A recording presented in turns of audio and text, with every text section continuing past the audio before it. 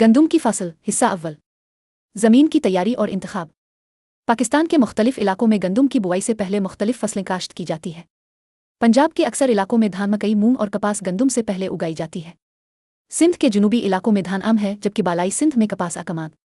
خیبر پختونخوا کے میدانوں میں مکئی اور باجرہ اور پہاڑی علاقوں میں مکئی کے بعد گندم کاشت کی جاتی ہے۔ زمین کے انتخاب میں سب سے اہم چیز یہ ہے کہ مٹی نرم، زرخیز اور پانی جذب کرنے کی صلاحیت رکھتی ہو۔ سخت اسہم و تھور والی زمین گندم کے لیے مناسب نہیں ہوتی۔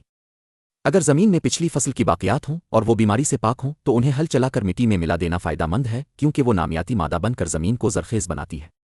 مگر اگر پچھلی فصل بیمار تھی، مثلاً اس میں زنگ ابلیٹ کی بیماری تھی، تو باقیات کو جلا دینا ادور پھینکنا بہتر ہے تاکہ نئی فصل متاثر نہ ہو۔ اس کے بعد زمین کو گہرے ہل سے پلٹ کر دھوپ لگائی جائے تاکہ جراثیم مر جائیں۔ پھر زمین کو برابر کر کے ہلکی آبپاشی کی جائے تاکہ اگلی بوائی کے وقت زمین میں نمی موجود رہے۔ اس طرح زمین گندم کی فصل کے لیے بہترین حالت میں آ جاتی ہے۔ اگلے حصے میں ہم بیج کے انتخاب اور اقسام پر بات کریں گے۔